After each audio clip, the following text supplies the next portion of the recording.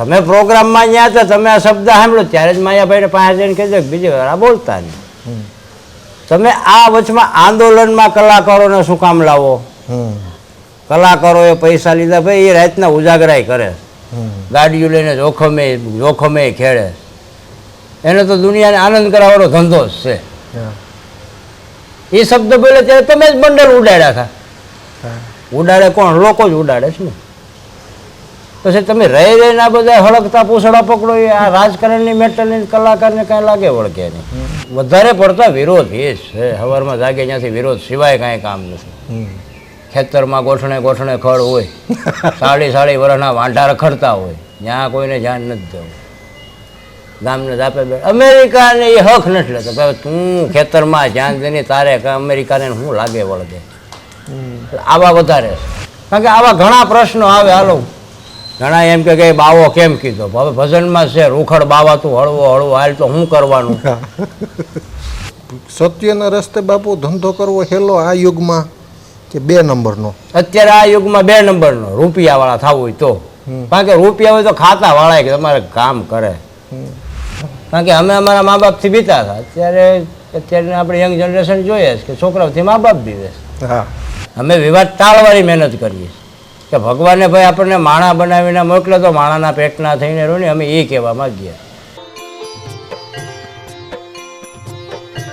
નમો Y ભૂતાય tanam ભયાનમ જટામાહી Ganga જલદ્દે બ્રહ્માનમ ત્રયમ નેત જાલા જલમ ચ અનુપાલમ અને વિષમ કંઠ માલા ઝુલે રૂંઢ માલમ મિટે સંકટમ વાટ ઘાટમ વિઘટ્ટમ રટે નામ ટોકોટી કાટે કસેટ્ટમ ગિરાંગોરી અર્ધાંગ કૈલાસ નમસ્તે નમસ્તે નમસ્તે. કાળોનો પણ મહાકાળ. ખોપરી એનું પ્રતિક છે. મેં વાત કરી ને હમણાં, ખોપરી કાળોનો પણ મહાકાળ.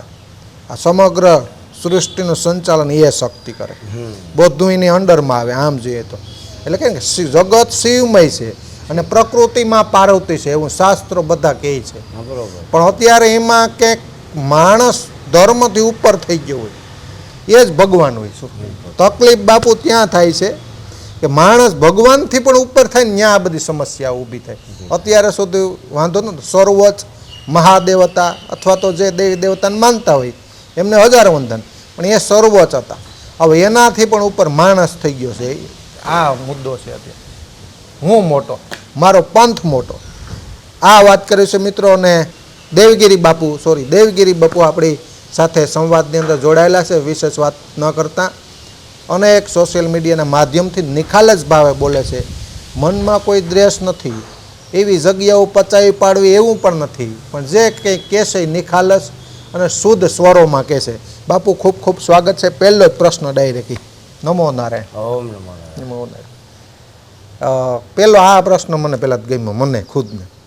નથી લાગતું કોઈ મહંત હોય ભગવાનથી પણ ઉપર જવા થાય છે? ઠીક છે. આમાં તો બધાના મગજ હરખા નથી હોતા. દુનિયાને ખબર છે કે ભગવાનથી મોટો કોઈ છે નહીં. ભગવાનથી મોટા કોઈ હોય તો મા બાપ. બરોબર, એનાથી વિશેષ આગળ કાંઈ છે નહીં. પછી એને મોટા બનવું છે, એને બનવા દેવે. આ દુનિયા તો સિક્કાની 2 બાજુ છે. તમે સમર્થન દો તોય ધૂતકારે, તમે તિરસ્કાર કરો તોય ધૂતકારે. એટલે આપણે એ વિષયમાં તો હું તો કાંઈ બહુ ધ્યાન દેતો નથી. જોયા કરું છું. આપણે જોઈએ જ છે અવારનવાર. તો સનાતનના દેશમાં આવા કાંઈ સનાતન ઉપર આક્રમણ હોવા ન જોઈએ. બરોબર, ક્યાંક ને ક્યાંક સનાતનીઓની ભૂલ છે. ઠીક છે, એને ભગવાન સદબુદ્ધિ આપે. આપણે તો એવી માંગણી કરીએ. અત્યારે શું સનાતન રક્ષણ સમિતિ હોય, બધાએ ધ્યાન દેવું જોઈએ. અત્યારે જો ગિરનારની બાબત છે, બીજા ધર્મોનો પ્રભાવ વધી રહ્યો છે. સનાતન ધર્મ આદિ નથી, અનાદિથી છે. અનાદિથી છે. ઈશ્વરદાસજીનું પંક્તિ બોલતો હોય કે બધા એક ધર્મ એમ કહે છે અમારો ધર્મ 2600 વર્ષ જૂનો, બીજો એમ કહે છે કે અમારો 2100, ત્રીજો એમ કહે છે કે અમારો 1625 વર્ષ જૂનો, એક ધર્મ એમ કહે છે કે અમારો 1100 વર્ષ જૂનો ધર્મ. ઈશ્વરદાસજીએ કીધું, આમ તો લાંબી લાઈન છે, ખાલી 2 લીટી. સનાતન કેટલો છે? કંઈ ન હતા પવન પાણી જડા થડા અહંકાર, વેદ વાણી મંત્ર જંત્ર ન હતા વિવેક, ધર્મ કર્મ ચંદ્ર સુરુ ન હતા આકાશ ધરા. એટલો જૂનો. અત્યારે 25,000 પંથ છે. શિક્ષામાં તો જેને ગમે એને માને ને અત્યારે તો તમે જે કંઈ નવી સ્થાપના કરો એ હાલે એમ છે. બરોબર છે. કારણ કે આ દુનિયા પહેલી વાત તો કારણ કે અમારે ઘણા એવા ફોન આવતા હોય છે કે બાપુ અમારે આ પ્રોબ્લેમ છે, તમે જોવાનું કામ કરતા હોય તો જરાક કંઈક સલાહ સૂચન આપો. એટલે હું એમ ચોખ્ખું કહું કે તમે તમારા ઈષ્ટદેવને ક્યાં મૂકી આવ્યા, વેચી નાખ્યા, જોવરાવા ક્યારે જવું પડે. તમે તમારાનું સ્મરણ ચાલુ રાખો, પછી બીજે જોવરાવથી કોઈ મતલબ નથી. ઘણા એમ કે બાપુ મારા નસીબ જોવરાવો, કોઈના નસીબ કોઈ જોઈ શકતો નથી. આ તો પછી ઠીક છે, હવે દોરા દાણા એકી બેકી દુનિયા માને છે. આપણે એનો વિરોધ નથી કરતા, કારણ કે એ કોઈ ફોન કરીને તેડાવતા નથી. જે જાય છે એ સામેથી જાય, એમાં કંઈ વિરોધ કર્યા જેવું છે નહીં. બીજું આ મૂળમાં જાય જે સામાજિક પ્રશ્નો કહે ને, હા, પારિવારિક પ્રશ્નો, હવે આમાં લોકોને વધારે રસ પડે. આમ સવારે બેઠા હોય ને ત્યાં જ ફોન આવે, તમારો દીકરો માનતો નથી, પત્ની કયું કરતી નથી. આમ તમારી પાસે એવા કયા પ્રશ્નો આવે? એવા તો દુનિયાભરના આમ એક બે પ્રશ્નો પ્રશ્નો લઈએ. એક તો મારો જો કે સોશિયલ મીડિયામાં વાયરલ છે ચલમવાળો વિડીયો, ખબરમાં પહેલી ચલમ પીધી હતી. એ સિવાયના ઘણા પ્રશ્નો આવે, ઘરવાળો માનતો નથી ને વહી ગયો ને. ભાઈ એ અમારે ગોતવા જવાનું છે. હું તો જો કે ફોનમાંથી અવાજ આવે તરત જ કહી દઉં તારી ભૂલ છે બેન, સ્વીકારવું પડે. અવાજ માથે જ ખબર પડી જાય કુદરતી. આટલી જો પાવરમાં ફોન ઉપરથી વાત કરતી હોય ને પતિ યાર કેવી રીતે વાત કરતી હોય, કેટલા દી રહે ઘરમાં બિચારો એકલો. એક તો કામ દાબમાં રહેવું, કોણ દાબમાં રહે. આવા પ્રશ્નો ઘણા હોય છે. એમાં કઈ બધી પુરુષોની ભૂલ હોતી નથી, બધી કઈ સ્ત્રીઓની ભૂલ નથી. વૃદ્ધાશ્રમના પ્રશ્નો છે, દુનિયા એવું જ માને છે. જાઓ સમજવા જેવો પછી. દુનિયા એવું જ માને કે દીકરા હાંચવતા નથી, રૂપિયાવાળા થઈ ગયા એટલે હવે દીકરા વિદેશ વહી ગયા, દીકરા સારી નોકરી કરે મેગા સિટીમાં વહી ગયા એટલે વૃદ્ધાશ્રમમાં મૂક્યા. એક પક્ષે સ્વીકારે આખી દુનિયા, દીકરા દીકરીનો જ વાંક કાઢે એવું હોય. ના ના, ક્યારેક માવતરની ભૂલ હોય છે, એવું કઈ ભૂલ છે. બાકી આજની તારીખમાં હું તો એવું માનું કે સાસુ એ વહુને દીકરી સમાન રાખે ને, લાવો બેટા આ કામ કરી નાખો, હું ભાઈને હિંચકો નાખું, તો આજની વહુ જ રવો ભજીયા ખવડાવે. પછી વહુને સસરાને મા બાપ માનવા પડે, પછી ઘરના એના બાપના ઘરના રિમોટથી ઘર હાલે તો એ ન હાલે. એવું છે બધું, ન જ હાલે ને, સીધી વાત છે. કારણ કે હવે તો નાના જ એ રીતના આપવામાં આવે, બેટા તારા સાસરિયામાં કાંઈ તકલીફ થાય તો દરવાજા ખુલ્લા છે. સમય પલટો મારી ગયો ને, પાછળ જવાનું કોઈને કહેવાય નહીં, પણ થોડાક પાછળ વયા જાઓ તો એમ કહેતા કાંઈ તકલીફ થાય તો મરી જાય પણ રિહામણે નહીં આવતી. અત્યારે એમ કે દરવાજા ખુલ્લા છે વહી આવજે. આ ફેર છે, કારણ કે અમે અમારા મા બાપથી બીતા હતા. અત્યારે આપણે યંગ જનરેશન જોઈએ છે કે છોકરાઓથી મા બાપ બીવે છે. આ પરિવર્તન છે, આ વિકાસ નથી, આ વિનાશ છે, પતન છે. યુવા પેઢી મુદ્દે બાપુ સમજવું શું પરિસ્થિતિ જો? યુવા પેઢી તો બગડવામાં જ છે વધારે પડતી તો. કારણ કે આ સ્કૂલ કોલેજોના જે અમુક હું સિનરી જોઉં છું કે છોકરાઓ ન કરવાના નશા કરે, ન કરવાના ધંધાય કરે. છોકરીઓને મેં સિગરેટો પીતા જોઈ રાજકોટમાં, અમરેલીમાં, ત્યાં ઓલું એરપોર્ટ ટ્રેનિંગ સેન્ટર છે એની સામે પાનની દુકાન છે ત્યાં. કારણ કે સ્કૂલોના ગેટ જ નશાના પદાર્થો વેચાય. કેને કેવું? કોણ જવાબદાર છે? અંધેરી નગરીના ગંડુ રાજા ધણી વગેરેનો દેશ છે. તમારી પાસે બળ હોય તમે ગમે એ કરી શકો. હાલ ગરીબોના માટે કાયદા છે, અમીરોના માટે નથી. ગરીબો માટે જ કાયદા છે. અમીરોને શું નડે? કાંઈ નથી નડતું. હમણાં જ મેં એક વિડીયો જોયો બોટાદનો, પોલીસ મોબાઈલ આખી ઇંગ્લિશ દારૂ નહીં ભરે તો ગાડીઓ ભાડે જાય કે પોલીસવાળા ધંધો કરે, આમાં કાંઈ સમજાતું નથી. બીજા કોઈ બિચારો એકાદી બોટલ લઈને જતું તો એને તો તમારે જામીન દેવા પડે. ગાંજો 5 કિલો પકડે ને 2 કલાક જ 2 કિલો જ પેપરમાં આવે, બીજો 3 કિલો ક્યાં જાય છે? પાછળ કલમ લગાડી NDPS હકેલીને મૂકી દો તમારી કલમ, ન હાલે.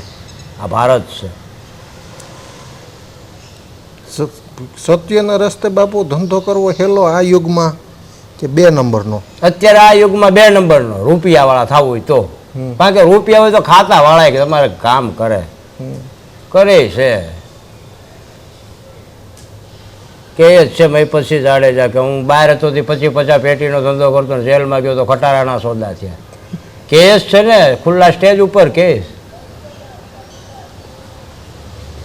જેલ આ બધા ટ્રેનિંગ સેન્ટરો છે. નશાના ટ્રેનિંગ સેન્ટર છે એ સ્કૂલ કોલેજો છે. ક્રિમિનલોના ટ્રેનિંગ સેન્ટર છે એ જેલ ને પોલીસ સ્ટેશન છે. હું ચેલેન્જ મારીને કહું ત્યાંથી જ બધા શીખી શીખીને હવે કાળા ધંધા કેમ થાય. ત્યાં કોઈ માળા ભજતો જેલમાં ન જાય. ક્યાંક સારું કામ કરીને જ જેલમાં જવા મળે. એવું જ કહેવાય ને. યુવાનો આમ વાત કરી તમે 2 નંબર પર મંદિરોની બાબતમાં આધ્યાત્મિકતા નથી ઘટતી હોય. મંદિરમાં જાય એટલે ભગવાન છે આમ સેલ્ફી લે આમ દર્શન કરવા જાય સેલ્ફી લેવા પછી સેલ્ફી લેવાની જોવા વ્યવસ્થા જોવા જાય છે. બાકી દર્શન ભૂલી જાવ. દર્શન તો જો પહેલી વાત તો હું તો ચોખ્ખું જ કહું, મને પગે લાગે એ નહીં કહું. બાકી યંગ જનરેશનને હું કહું તમારા મા બાપને પગે લાગો. મંદિરમાં શું છે, દુનિયા જીવતાને નથી માનતી, પાણાને માને. તમે ફોટામાં બધા ચિત્ર જોવો, આપણે એને મા બાપ જ માનીએ છીએ ને. તો આ જીવતા ગુડાણા એને કેમ કોઈ માનતા નથી, મારું એ કહેવાનું છે. ને અમે કહીએ તમે કોમેન્ટો વાંચેલી છે બાપુ તમને શું તકલીફ છે, તો અમે આમાં આમ નામ રહેવું ને તો કાંઈક કરશું. તમે ખાલી મા બાપને પગે લાગો તો તમારું કલ્યાણ થાય. નથી ગમતું નથી ગમતું, હું એને કાંઈ કોઈને પ્રેશર કરતોય નથી. કારણ કે મારા ઉના તાલુકામાંથી એક ફોન આવે છે, બાપુ હું પિતૃ નથી માનતો. ન મનાય. રામચંદ્ર ભગવાન ગાંડા હતા, તેણે પિતૃને શ્રાદ્ધ નાખ્યું છે. એને ગાંડા જ સમજવાના ને. અત્યારના ડાયા છે બધા. એટલે એની બહુ સુધારવા મગજ ખરાબ ન કરાય. આપણે નવું શું કરવું ને એ પ્રયત્નમાં રહેવાય. ગાંડાઓને સમજાવવાની મહેનત નહીં કરવાની. વિરોધ વધારે પડતા વિરોધ એ છે. સવારમાં જાગે ત્યાંથી વિરોધ સિવાય કાંઈ કામ નથી. ખેતરમાં ગોઠણે ખડ હોય, 40 વર્ષના વાંઢા રખડતા હોય, ત્યાં કોઈને ધ્યાન નથી દેવું. ગામને જાપે બે અમેરિકાને એ હક નથી લેતો. ભાઈ તું ખેતરમાં ધ્યાન દઈને તારે અમેરિકાને શું લાગે વળગે. આવા વધારે છે. સગાઈના પ્રશ્ન બાપુ યુવાનો બધા ખાસ કરીને ત્યાં વચ્ચે મને યાદ આવી ગયું. હમણાં એક હાલે ટ્રેન્ડ, હા, ડાયરેન કલાકારને એટલા રૂપિયા લઉં છો ને તમે ભાજપ વાળા સાથે છો ને આવી રીતે છો ને ભળી ગયા છો ને આ મુદ્દામાં નથી આવતા. વિરોધ આખો દિવસ કરે. તો આ ગૌ માતા એટલી કપાય છે, આ એટલી નાની દીકરી ઉપર અત્યાચાર થાય છે, ન્યા નથી બોલતા. અને એના દીકરાને પાછા સગાઈના ઇસ્યુ મોટા છે. હવે આમાં તો એવું છે કે આવું કાંઈ થાય ને ત્યારે જ આ બધું ઉકળે. તમે પ્રોગ્રામમાં અહીંયા હતા, તમે આ શબ્દ સાંભળો ત્યારે જ માયાભાઈને પાસે જઈને કહી દો બીજી વાર આ બોલતા નહીં. તમે આ વચમાં આંદોલનમાં કલાકારોને શું કામ લાવો? અને વળી કલાકારોએ પૈસા લીધા, ભાઈ એ રાતના ઉજાગરાય કરે, ગાડીઓ લઈને જોખમે ખેડે. એને તો દુનિયાને આનંદ કરાવવાનો ધંધો જ છે. એ શબ્દ બોલે ત્યારે તમે જ બંડલ ઉડાડ્યા હતા. ઉડાડે કોણ? લોકો જ ઉડાડે છે ને. પછી તમે રહીને આ બધા હળકતા પૂછડા પકડો, એ આ રાજકારણની મેટરની કલાકારને કાંઈ લાગે વળગે નહીં. કારણ કે આવા ઘણા પ્રશ્નો આવે. હાલો, ઘણા એમ કે બાવો કેમ કીધો? હવે ભજનમાં છે રૂખડ બાવા તું હળવો હાલ તો શું કરવાનું? વિષ્ણુ બાપામાં મારા ખોટા અમુક શબ્દ નથી, મને કડવા ભલે ગમે એને લાગે, મારે કાંઈ ફેરે પડતો નથી. મારે ક્યાંય લોટ માગવા જવું નથી, મારે કોઈ પાસે કોઈ સરકાર પાસે લોને નથી જોતી, એવું કંઈ ઉપાધિ છે જ નહીં. સાચું કહું ને એ કોઈને ગમતું નથી. ઘણા શબ્દોમાં બાવા શબ્દ, બાવા દરબારોમાં કચ્છમાં બાવા જ કે બાવા શબ્દ એટલે આપણા સૌરાષ્ટ્ર પૂરતી અપમાનિત શબ્દ છે એવું માનું. માનહાનિનો ગુનો દાખલ થાય, કાયદાની ખબર પડતી હોય તો, નકર કાંઈ ન થાય. માનહાનિનો ગુનો દાખલ કરી શકો તમને કોઈક બાવો કહે તો. પણ પછી બધા અમુક વસ્તુ પકડી નથી રખાતું કે અમુક જે વિવાદ છે. કાલે જે બુઢી મૂર્તિ મહાત્મા એમ કહેતા હતા કે આ ફક્કડના સંસારીના રામાનંદજીના અતિથિનું તો મહારાજ તમે ઉંમર લાયક છે, શાંતિ રાખો, અમે બધાને ભેગા કરવાની મહેનત કરીને તમે નોખા કરવાની મહેનત કરો, અમે વિવાદ ટાળવાની મહેનત કરીએ કે ભગવાને ભાઈ આપણને માણા બનાવીને મોકલે તો માણાના પેટના થઈને રહો ને, અમે એ કહેવા માગીએ. તમે આ ટાંટિયા શું કહેશો? આ ભાઈ આયર ને આ ભાઈ બાવા ને આ કોળી ને આ બધું મૂકો ને ભાઈ. હવે આમાંય મારા એકાદ પ્રશ્ન જવાબમાં નેગેટિવ કોમેન્ટ આવશે, તમે આ શબ્દ હું કામ બોલ્યા, એ કયો બોલ્યો મારા કોમ્પ્યુટરમાં છે જ ને હું જવાબ આપી દઈ. બરોબર, એટલે અમે આ વિવાદ ટાળવા માંગીએ. બીજું બાબુ, ખર્ચા નથી વધતા જતા?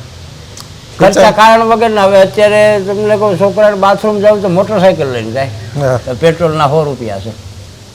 પછી મોબાઈલ વગર તો હાલે જ નહીં. અને બાપા પાસે સગવડ હોય તોય ભલે, ન હોય તોય ભલે. મહિને 300-400 એ તો દેવાના જ. એટલે ખર્ચા જરૂરથી વધારે ખર્ચા છે. બાકી ખાવા પીવામાં ઘીમાં બોળીને ખાય ને તોય કોઈને ઘટે એમ નથી. હપ્તા વધી ગયા. હપ્તા વધી ગયા. હા, મોટરસાઇકલના હપ્તા, મોબાઈલના હપ્તા, પછી હવે તો કપડાએ હપ્તે મળવા માંડ્યા છે. ઓનલાઈન સિસ્ટમ છે એવી કાંઈ. એટલે બધું હપ્તા વધી ગયા. હું બધાને જીવવું શોખથી, ઠાઠથી, કમાવવું નથી. ગોઠણ ખડ થઈ ગયા. હા, ઈ જરૂર. 5 વીઘાનો ખાતેદાર ભાગવું દઈ દે. એટલે 5 જ વીઘા છે, તારા છોકરા ભૂખ્યા રહે તો ભાગવું, અડધું તો ભાગવા વાળો લઈ જાય. હા. 5 વીઘીમાં વધે હું? એ વધે નથી. મહેનત કરવી વિજયભાઈ. આનું આ ક્યાંથી શરૂઆત કરી? કેમ જીવનમાં કંઈ બન્યું કે સુરક્ષા તો હોવી જ જોઈએ? સુરક્ષા તો હોવી જ જોઈએ. આત્મરક્ષા, ધર્મરક્ષા અને રાષ્ટ્ર રક્ષા માટે હમ. દેવી દેવતાઓએ એ સૂચન આપેલું છે કે આ રાખો. હમ. અને કાયદામાં એ જોગવાઈ છે, સાધુ સંતો જેટલા દેવી દેવતાઓ હથિયાર રાખે એટલા રાખી શકે. અને શસ્ત્ર કહેવામાં આવે, હથિયાર નહીં. શસ્ત્ર હથિયાર પકડે, હથિયાર શસ્ત્ર પકડે નહીં. શસ્ત્ર પકડે નહીં. 1-2 કોમેન્ટ જોઈતી મેં. હા, બાપુ કે ભેગી રાખે કે ઉપયોગી કર્યો કોઈ દી? એ તો જરૂર પડે અહીંયા કરવાની હોય ને, કે થોડા દેખાડવાના હોય. હા, બધું ફૂંફાડો મારે થોડો કોઈને કહી કે હું હવે આવું એમ. એના સરનામા થોડા હોય કે એના લોકેશન ન હોય.